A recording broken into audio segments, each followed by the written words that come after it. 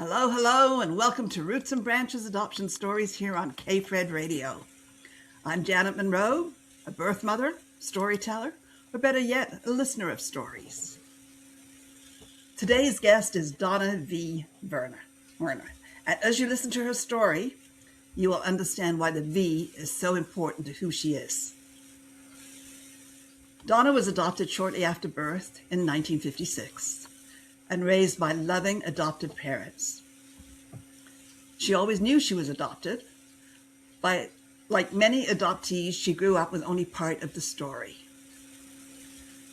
As an only child, Donna enjoyed a close-knit extended family. But at the age of 13, her world was shaken by an unexpected loss that would leave a lasting impression. Years later, while caring for her adopted mother, Donna discovered something that would change everything. A discovery that led her to search for her birth family and uncover truths that she never expected. Today we'll talk about loss, reunion, healing, and what happened when Donna finally heard her birth mother's story in her own words. We'll also learn about the work she's doing today through Dorcas Destiny, a nonprofit helping women and children in Kenya. And Donna, welcome to Roots and Branches. I'm so excited for you to be here today and that we get this opportunity to have this little chat and you get to tell your story. So welcome. Thank you so much, Janet. It is absolutely my pleasure and my honor to be here and to share my story and this segment of the adoption triad. So prayerfully, whatever I say will be a blessing and it will bring some encouragement and some insight to people that may be part of the adoption triad, no matter which part they are. But as you mentioned, yes, I was adopted sometime after birth. From what I was told, I was 6 weeks old. And my parents, my adopted parents, they lived in East St. Louis, Illinois, although they had met previously years prior in Chicago. And they actually adopted me from Chicago.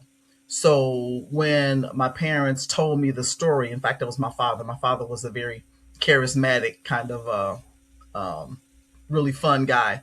He made up this story, and I don't know if it's made up or not, but here's what he told me. He told me that they decided that they wanted to adopt a baby. So they went to the places where babies are available, and that there were babies down on both sides of this aisle that they were walking down. So they would look at the babies on the left, they would look at the babies on the right, the babies on the left, and the babies on the right.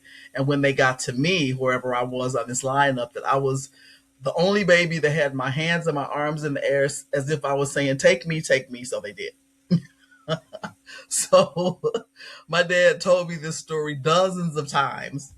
And I probably was, maybe two or three, when he first told me the story. So it was part of what I knew was the case, that I was adopted and I was in his family. And in fact, I was the only child that they did adopt. So I did grow up as an only child, but I did have, as you mentioned, an extended family.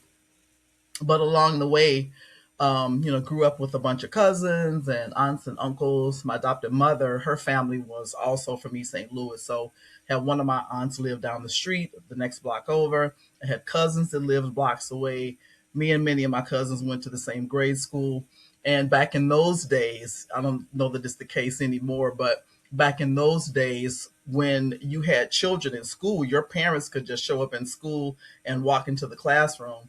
And my aunt Martha, who lived at 1225 Baker, I grew up at 1123 Baker. Aunt Martha would visit the school, and she would come into all of our classrooms with her fur coat on and make sure that we were all doing what we were supposed to do, and to see if she had any bad reports to take back to the family. But from that standpoint, I did, grow up very much with a lot of cousins and uncles and aunts and family reunions and all those kind of things that you have along the way in family. My grandfather, Papa, he actually took care of my cousin and I as we were growing up after school until he and my aunt moved to the other side of town. So at that standpoint, I became kind of a latchkey child where I came home, on my own and, locked the door behind me and, did what I needed to do after school and that kind of thing. But one of the things that was so curious for me was having people around me that had the family resemblances. You know, I didn't have anybody around me that shared my face. I didn't see my face anywhere except in the mirror. So as time went on, I would go back and forth in between wanting to find out about my biological family and not wanting to and not really caring because I really didn't have a need at that point. And because of how my parents framed this for me, I very much felt loved from both sides. So because of how my dad made up the story or told the story about them picking me, I felt chosen. And because what they had told me was that my mother was 16 years old when she got pregnant and that my grandmother was the one who made her give me up for adoption. So that said to me, in my young mind that, well, my mother really wanted me. It was my grandmother that didn't. So I had a mother who wanted me, who gave me up for adoption. That made me feel like I was loved. Then I had this adopted family that said that they personally chose me. So that made me feel like I was loved. So I didn't really have any feelings of loss or abandonment or any of those kind of things that I could at least identify at the time because the way that everything was told to me, that's the way it was. So I did get to the point in time where I started kind of wanting to find my biological family, not wanting, not wanting. It really wasn't, a big deal because I did have what I thought, well, was a loving family and extended family and those kind of things. So I did know that at some point I might want to find my family. Going to school was really not a big deal. My family was so loving that had I not been told I was adopted, I would never have known. So I don't know if the kids at school knew that I was adopted or not, because it was really never a conversation. And I remember telling my aunt as an adult that I felt like I was my grandfather's favorite, and she says, "Well, you were," and I can't even articulate why I felt that way. But I never felt different, from that standpoint. The only way that I felt different was because I didn't see anybody that looked like me. Because many families have really really strong family resemblances. Well, I didn't have any of that, and I would lament it sometimes and not lament it, but it was fine. And through the years, I began to kind of think about it a little more and think about it a little more. And, time went on and, my family was my family. And, my grandfather passed away when I was 11. That was pretty hard on the family overall because he was one of those quiet rocks. He didn't always have a lot to say, but he was absolutely Papa, and Papa was very well loved, and he didn't argue with anybody. He was just he was loved sitting in a chair, because after school when would go over and he would take care of my cousin Cherie and I, he would be sitting with his coffee can because he used to dip snuff or chew tobacco, whichever it was. He would have his coffee can next to him, and he would be watching the stories, the One Life to Live and all those, soap operas and things. But he was just a no nonsense, loving kind of guy. So when he passed on, that was a pretty hard hit for the family. But the family stayed together. My aunts and uncles and cousins, we all still remained family, remained very much in love with each other, and still spent time together and all those kind of things, which was really a blessing, especially for me. And then after that, in growing up and getting to the point where things started changing, per what you had mentioned in the intro, I was 13 years old.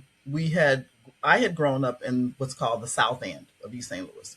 We moved because my parents built a new house into the Alta community, which was the other side of East St. Louis.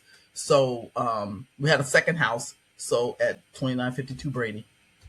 So we moved over there. I went to junior high school on that side of town, and I went to high school on that side of town. Well, during the time that we were there in the Alta community, there came a point where one day I came home and I was on the phone with my friend Patricia Martin. I can remember the day just like it was yesterday. I was on the phone with her and my mother, who was, quite the loud kind of angry woman. She's yelling at me across the house, Donna, come here, come here, come here, come here. And so I'm like, what? I'm 13 at the time, so pretty sassy teenager. So I'm like, what? I come out and my father is standing there in the room. He is just crying and crying and crying. He's just blubbering and blubbering. I'm going to work, but I'll be home. I'm going to work and I'll be home. Because he actually worked two jobs. He worked in maintenance, and then he had also gone back to school at a certain point, and he was what they used to call an inhalation therapist. Now I think they call it a respiratory technician. So he was going to work, and he's just standing there in the door in the dining room, just crying and crying and crying, telling us he's going to work. It's like, okay, you're going to work. Why are you upset? So I, said something sassy or whatever, and went back and talked to my friend Pat. Continued talking to my friend Pat on the phone, and then we figured out why he was crying, because he didn't come home. He went to work, or he went wherever he went, but he did not come home. So I don't consciously remember when I knew that was the case, but I knew that he didn't come home. So at 13, my dad leaves. And needless to say, he probably left my mother a mess, because, they had two houses. He was working two jobs. So those are two incomes that left. And she was working, because she always worked along the way as well.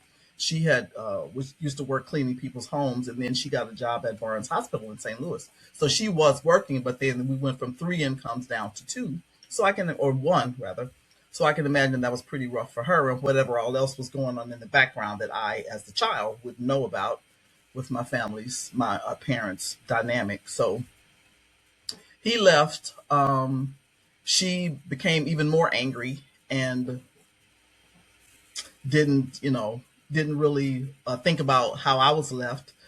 Shortly after that, probably 6 months later, my cousin, who she and I grew up like sisters, their family moved to Detroit. So here, my dad leaves, my cousin best friend leaves, and here I am just floundering around. So, as you might imagine, and this was, in the 60s at that point, I made some very, very, very, very terrible decisions and acted out in all kind of ways, just, not knowing what was happening. Because in those days, we didn't have nurses and social workers and counselors and all those kind of things at school. We had the principal, we had the assistant principal who dealt with disciplinary issues, and we had teachers and the cafeteria ladies. That was it. We didn't have any kind of support, and my mother didn't get any support from me. So I was just kind of out there, trying to figure it out. Well, probably a year and a half, 2 years later, my dad did return. And this was one of the days where I was at school, because many days I was not at school because, like I said, I just started acting out. I was skipping school, doing all these things. Well, this particular day I was at school, and I hadn't done anything wrong for a period of time at that point. So I get called to the assistant principal's office, and I'm trying to figure out, what did I do? What did I do? What did I do? Well, I didn't do anything. My dad and his new wife came to the school to reestablish a relationship with me. So they did. Went to my mother. My mother was, needless to say, not happy. But at that point, I reconnected with my father, my adopted father, and with my stepmother. So time goes on. In 1989-ish, my adopted mother moved in with my then husband in Tacoma, Washington. And when she moved up there, she brought everything that she had. She kept papers, and she grew up in the Depression era, so she really didn't throw much of anything away. So she came up, she had a health crisis. We knew that the end was coming. So we started going through her paperwork, looking for her insurance policies and so forth, because I knew she had some, because she had told me about it. Well, in going through her paperwork, I find my original adoption papers from 1956. Wow. She had never said that she still had the papers or anything. And this was some of the light that began to be shined for me, shown, whichever. So I find out with these adoption papers, I knew who the lawyer was that prepared everything. I knew what my birth name was, which was Vanita Folk, Folk. I knew what my mother's name was, Dorothy Folk. It's like, wow, okay, here's this information. Well, didn't do anything with it at the time because things were going on with my mother. We had to deal with all of that, but this was information that I didn't have initially. Well, my mother ended up passing away 1990. I still kept the adoption papers. Life continued to move on. Later on in 1997, I just kind of started having this real strong urge and this draw, and I can't even articulate what was going on the inside of me that was just so strong that I had to look for my biological family, my mother. I was really not looking for family. I was looking for my mother. And I just had this draw, I had this urge, this draw, this urge. And it's like I couldn't shake it. Not that I was trying to shake it, but it was just so strong that I knew I had to move forward with it and do something. So in previous years, I had heard about someplace, organization called ALMA, Adoptees Liberty Movement Association, ALMA, ALMA.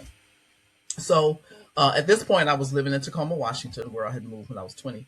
So I was in Tacoma, Washington, and I knew from the adoption papers and I knew from my parents' history that I was born in Illinois. So I decided to join the Illinois chapter of ALMA. So I reached out to them, told them, I wanted to try to find my birth mother, told them I had some information, and they told me that I had, as the adopted person, that I had rights to ask for non-identifying information about my mother. Okay, great. So Alma told me what to write in the letter and this and that. So I did. I wrote the letter to Alma. They sent me some information back, and they sent me what my mother had told them about my father and the circumstances. She had told them that it was some guy that was 25 years old and that he was in the army or something like that, and they hadn't kept contact and so forth and so on. Okay, fine. So I had that information, still didn't have his name. They gave me her first name, which I knew that because I had that in the adoption papers. So I knew her first name, I knew her last name, I knew that they had confirmed her name, but the question about my father was still unclear. So continue to start doing research. So I'm reading about the adoption triad.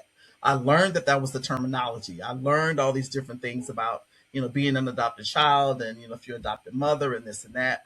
And in reading through all this material and doing all this research, I had mentally prepared myself for my mother to be dead, insane, a prostitute. I had, I had resolved that she could be any of these things.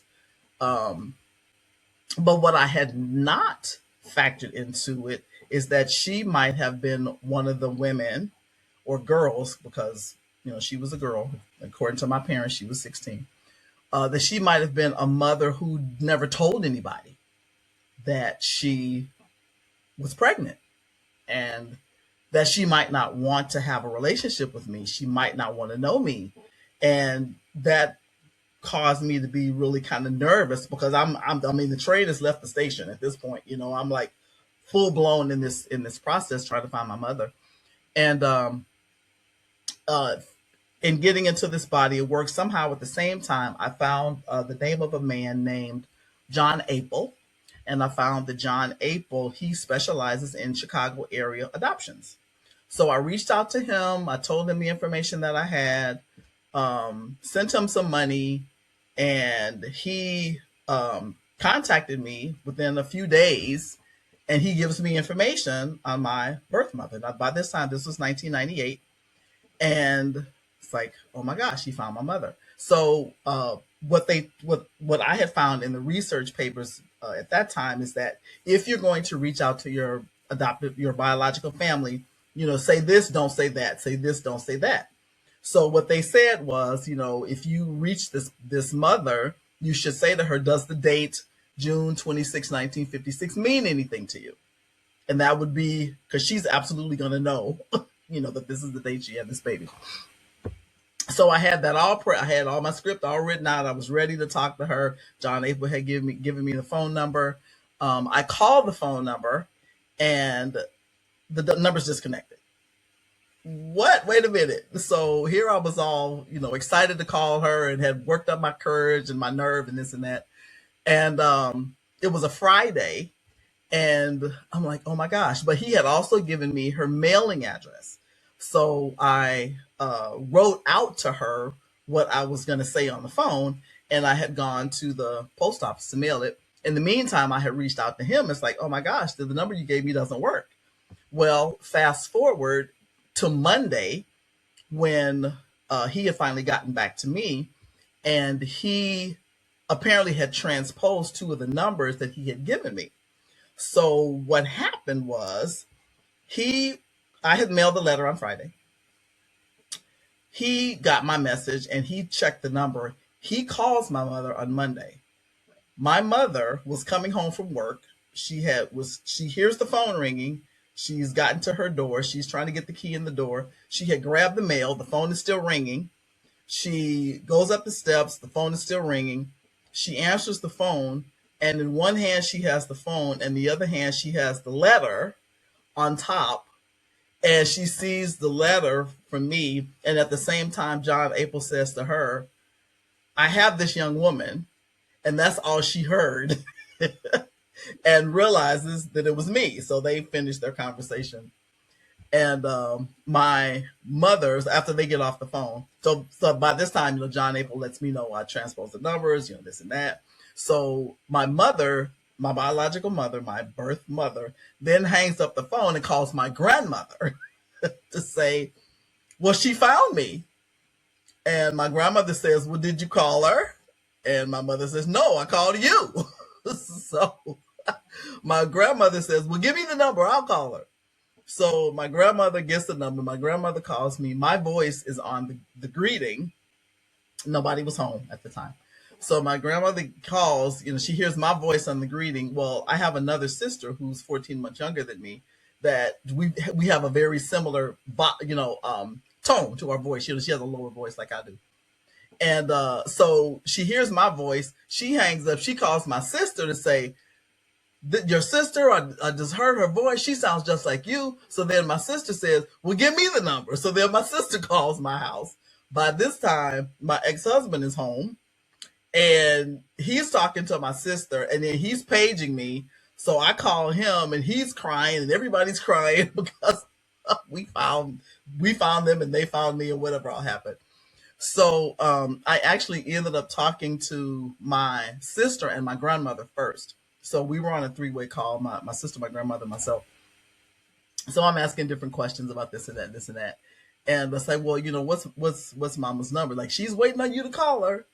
So I finished talking to them, and I called my mother. And the first thing she said to me was, nobody told me to put you up for adoption. It was my decision because we grew up with nothing, and I did not want you to grow up the same way. And I said, thank you, Jesus, because that, and so again, that reinforced the love to me because she didn't want me to grow up with nothing like she said she grew up with nothing. So the real story was that she was actually 15 and not 16 when she had me. She turned 16 a few months later because I was born in June. She was born in August. So she was 15 when she had me, turned 16. Had me in Chicago Foundlings Home, one of those situations where back in the day, the girl goes away for the summer, but she really went into a Foundlings Home and had a baby that nobody knew about. So that was kind of my mother's story. And so that was 1998. A couple of months, I think a month or 2 or 6 weeks later, I visited Chicago and got a chance to finally see my face. Because when I came up the stairs to the apartment where my mother was living, I looked at her and she looked at me, and I looked just like her. And the funny part is that I tell everybody, because some people notice my dimples, and I was the firstborn, so I'm the eldest. She had 7 more children, so she had 8 children total. I was number 1. So I tell people I took all the dimples. Mama had dimples. I took them all. I didn't leave any for anybody. None of my siblings have dimples.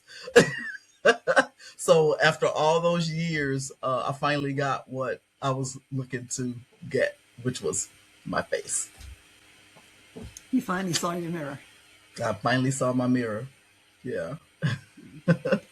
How helpful was Alma in doing this and in connecting you? And tell me They a were little bit more about them. Yeah, they were super helpful. So when I did the research and found that they have, national chapters, all over the place. State chapters, regional chapters, and so on. And I was able to actually talk to a real person on the phone and have them, find out, who I was and, what my story was and what I had. And because I did reach out to the Chicago chapter or the Illinois chapter, they were able to tell me what the laws are in Illinois. Because as people may know, the laws are different in every state. And from then to now, that was 1956. We're not there anymore. But as I understand it now, rules and laws are different. Where as an adopted or in part of being part of the adoption triad, a mother can now actually pick the adopted family that takes the child. So I'm sure that Alma's probably still involved in that kind of thing as well. I But read they that were, Alma disbanded in 2024. oh my gosh, they did. Well, That's what I what I read when I was looking them up. So that's why I wondered how helpful they were to you at the time as to why they yeah, could possibly disband. But maybe it was just because the laws have changed and made it easier for people to find the information that they need. yeah, that would be my guess because things have opened up quite a bit and with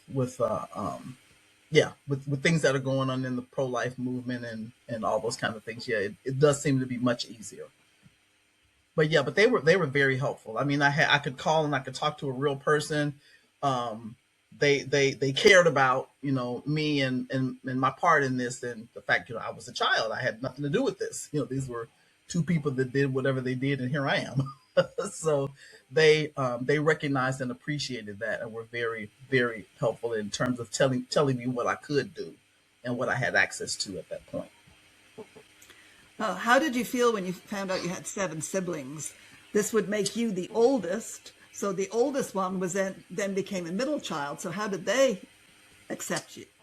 It was so my mother ended up having equal parts, four boys and four girls. So she had my sister Gogi, 14 months after having me, and so she became the caretaker. Because the oldest child, especially the daughter, is the one that takes care of all the kids, and she talked quite a bit about being in that role initially, and then there was another girl after her, and then my first brother, and then another brother, a girl, and a boy. So the girls, we've had we've had interesting relationships in and out. I've had relationships, with each of them at different points in time. Initially, it was good because I think I was kind of an anomaly at the beginning because since I do look so much like my mother, it's funny where I would be in the room together with them and I'd be talking to someone over here and I would notice out of the corner of my eye that somebody was staring at me and I would look and they would look away. And then they all talked about the fact that I look so much like my mother, and my one brother said, you're like mama all over again because I was the younger version of her with the same face and the dimples and the all of that and the smile and all of that. So we had a really nice seamless initial introduction, and then as time went on, because from 1998 until now, it's been rocky with the girls in particular. One of my sisters just stopped speaking to me for 7 years, and then she's back in my life now. So she's been back in my life probably 10 or more years at this point. But I don't know why she stopped speaking to me. I have two sisters. The other two sisters don't speak to either of the two of us now. So they have all their things that they're dealing with from life and history and whatever all. So it's been bad and it's been good. With my brothers, I didn't have any problems with any of my brothers. My one brother has passed away um, probably in 99, 2000, something like that, 2002 ish. So he passed away, but the others, I'm still in contact with them. My oldest brother, he's the one that's kind of the odd duck of the family. He went into the military, and I think some things that he saw in the military kind of affected him. So he, kind of he's part of the family. He's the protector of the family, but he's not necessarily a warm and fuzzy kind of guy. So, but if I needed him, he would be here in a heartbeat because he's that kind of man. So, How does this reunion change your life? well, it's absolutely the reason that I'm in Illinois because I had no desire to come back to Illinois. Born in Chicago, raised downstate Illinois in East St. Louis, left East St. Louis when I was 20 and moved to Tacoma, Washington, where I spent 23 years. Moved from Tacoma to New York City, where I stayed for just under a year. And at that point, I wasn't married, so I could go anywhere I wanted to go, and I wanted to go somewhere on the coast. I wanted water, beach, ocean, all those kind of things. Not in Chicago. Not in Chicago. Lake Michigan is the closest thing you get to it, and that's not the ocean, and it's not always warm. So not a palm tree in sight. So it's absolutely the reason why I'm back in Illinois. So that has changed my life in so many ways, good and I'll say good and better. I won't say good and bad because you whoever you are, you should make the best of wherever you are. So I do. I live in Illinois. That's it. So I haven't gotten permission from God to move anywhere else. So I'll be here until He lets me move somewhere else. So So after you got yeah. divorced, Hmm. you changed your name. You're legally allowed to change your name. Yes. Yes. So tell me what the V means. So when I found my original adoption paper, so when I was born as Vanita Folk. From what they put in the adoption papers, there was no middle name, just Vanita Folk. My mother was Dorothy Folk. When my adopted parents adopted me, they changed my name to Donna Renee McConnell. McConnell is my maiden name. So I was, Donna Renee McConnell for all those years. And then when I got divorced, at that point, because I could change my last name, you could literally change your name, period. So I could have changed all three names if I wanted to. But because I, at that point, knew that my birth name was Vanita, I changed my middle name to be officially, formally Donna Vanita Werner. So it's very important to me. So if I write my name, as I wrote my name here on the podcast. So whenever I write my name, I am very intentional to include the V because that to me honors my mother. I want to honor who she named me to be. And in fact, I do have a niece named Benita, my baby sister, the one that I'm still in relationship with now. Her oldest daughter is named Benita. She told me that she had asked my mother, well, I want to, I'm having a girl. I don't know what to name her. Mama says, why don't you name her Benita? So she did. So I have a niece with my name. So I have a namesake. I did the same. My son, when he was born, I named him Kenneth. And then, of course, he was adopted and his name was changed. Later, when I had a son with my husband, I named him Kenneth as well. So I always Uh-huh. identified with my firstborn. Yeah, yeah. It's a lot of us do things for a reason, right? There's always something Absolutely. behind it. Right, right. So now that you're living in Chicago, you're single, happy? No, I live in Illinois and I'm not single. Oh, So okay. yeah, yeah. That's where the I'm name I'm a Werner comes from. I'm a Werner for a reason. Yes. All right. Yes, yes. So let's see. June no, yeah, June 21st, 2003 was when we got married. When I moved to Chicago from um from being in New York, and that was a thing too. So my one of my sisters, the second sister, she was having surgery, and she had two young kids at the time, a boy and a girl, and she was going to be in the hospital for 5 days, and as a result, she needed something to do with the kids. Well, I had moved to New York, and the job that I went there to take had fallen through. So I was available to come and watch the kids. So I had five. I think I was in Chicago for probably 9 days total because I came before she had the surgery, and then I was there a few days afterwards.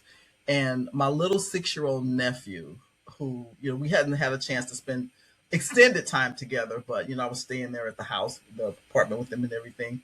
And he asked me one day with those beautiful little brown eyes, 6-year-old nephew, Auntie Donna, will you move to Chicago? I couldn't tell him no.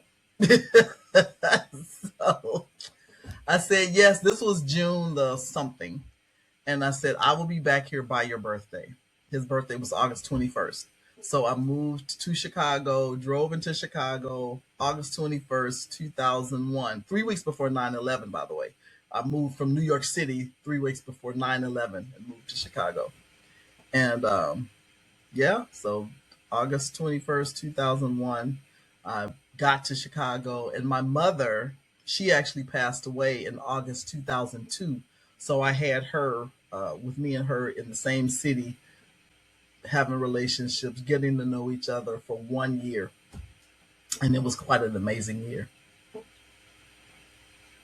Yes, that's a blessing that you're able to have that much time.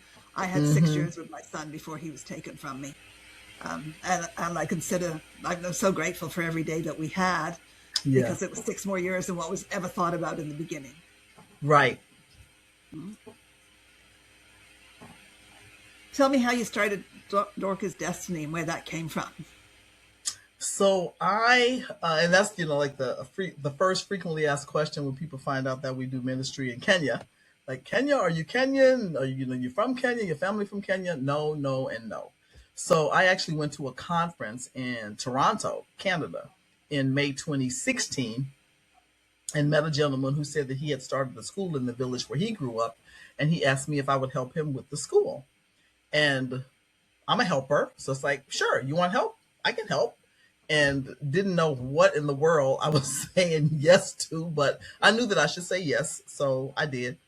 And fast forward a year later, in June 2017, I took my first trip to Kenya because he had told me what what was going on, and there was this and that, and the kids in village and blah blah blah. Okay, I'd heard all of that.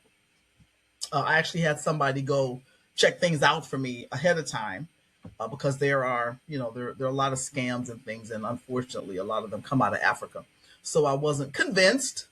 I was. It was okay for me to say yes, I'll help, but I didn't know what the extent of the help would be until I had the opportunity myself to find out what was going on. So even though I had some things checked out from May 2016 to June 2017, a friend of mine and I, we went to Kenya and stayed 3 weeks in June 2017. And I had traveled quite extensively internationally, but always as a tourist. I had never had the opportunity to see where the people really live and how the people really live in all the different places I've been.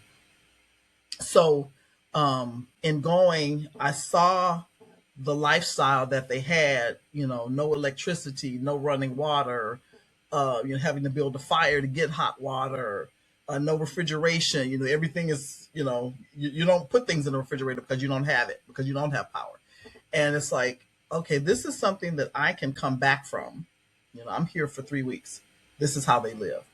And these are children, and people living in very, very, very extremely poor situations. So I couldn't come back and not do something. So I came back, sat down at my laptop, and didn't know what I was doing. Because even though I, spent years in administration and management, starting something is different from coming into an existing budget and existing staff and structures and all those kind of things. So I had to sit down and bang out my 501c3 application, which I did. And 7 days later, I had my 501c3 letter in my hand. That was June 2017. And from then until now, taken 19 trips to Kenya. We do mission trips to Kenya. We feed over 700 kids a day. We provide high school scholarships for about 30 young people. I have a social worker that keeps things running for me. Have admin staff, educational enrichment program team, We're starting our own facility, so we're starting Beloved Destiny Children's Home. We do we've done some things with micro enterprise. We've done a bamboo project. We've taught women how to sew and make soap and shampoo and all these different things. We're actually starting our own orphanage. So that's the entity that's going to be ours, because the schools that we go into now, including the one that my friend George has, there's about 400 kids at that school. So we feed those 400 kids plus kids at 4 other schools. But those are all existing entities. We're starting our own. So we will house 36 children, and we will educate them and provide them health care and give them an actual home, because these 36 kids are street kids. They don't have an existing family that they can go home to at night. So all of the ones are in very desperate situations. And we're going to take 36 kids off the street and give them a second chance at a home. So that's kind of a long story short for Dorcas Destiny International. And what's your timeline for doing this? Well, we identified the kids back in March. So my last trip was in March 2026, and at that point, we found out. Okay, we have 36 kids, and there's a whole story behind that. We have 36 kids that we want to take off the street, but then now we have to comply with the Kenyan government requirements. So they are in conflict about whether or not we can actually open a orphanage or children's home, or if it has to be a boarding school. So we're kind of navigating all that between the government and the legalities and all the money they want, you to pay for all these things. And then having to, raise money to get a structure, a building, everything that we're going to need for the kids ongoing and all of that. So right now, what we're doing for those 36 children, we are feeding them. So we started feeding them every day. Easter 2026 was the first day we started feeding them. So we're feeding them now. We're providing some health care for them, because needless to say, they live on the street, so they get sick a lot. So we're navigating through all of that. So the long story short with regard to the timeline is, as soon as we get the go ahead from the government and we know that we're not going to have any problems with them, then we can actually start our capital campaign to, start build the building, the structure, the plans, hire the staff, and all those kind of things. So it's a long range plan, but we do have a few activities underway right now. Okay, well, good luck with all your Dorcas Destiny. And I'm going to ask Thank you a you. question that I've never asked anyone before. Okay. How you were an adoptee and you had loving parents, have you ever considered adopting yourself? Or did you ever consider adopting yourself? I actually did. As I was my so and that's one thing that what didn't come out. I never had biological children. So the 715 that I have in Kenya. So I never had biological children.